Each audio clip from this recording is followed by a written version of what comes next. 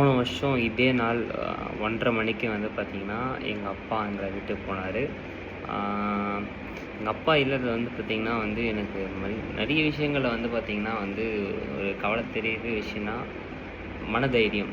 அதாவது நம்ம கூட யார் இருக்காங்களோ இல்லையோ, ஆனால் வந்து நம்ம அப்பா இல்லாதபோது வந்து பார்த்திங்கன்னா, ஒரு சின்ன ஒரு பிரச்சனையாக இருந்தாலும் சரி, நமக்கு யாருமே இல்லையே அப்படின்ற மாதிரி ஒரு சிந்தனை வந்து உண்மையாக வர வைக்கும்.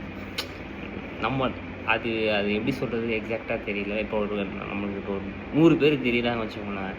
100 பேர் தெரிஞ்சாலும் நம்ம அப்பா இல்லாதபோது நம்ம யாருமே இல்லையே அப்படின்ற ஃபீல் கண்டிப்பாக இருக்கும். ஒரு அப்பா இல்லாத பசங்களுக்கு கண்டிப்பாக புரியும்.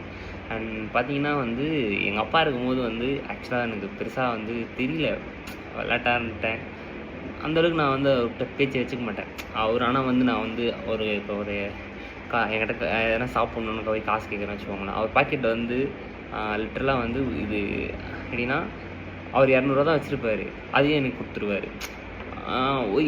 ஆனால் வந்துட்டு அவர் போன அப்புறம் அப்போ தான் புரியுது. நம்ம வந்து யார்கிட்டயும் போய் உரிமையாக போய் காசு கேட்க முடியாது. ஒரு விஷயத்த கேட்க முடியாதுன்ற ஒரு உள்ளுணர்வு அது புரிதல். அந்த புரிதல் வருது. ஸோ இருக்கும்போது தயவுசெய்து பார்த்துக்கோங்க. எல்லாருமே சொல்கிறது தான்.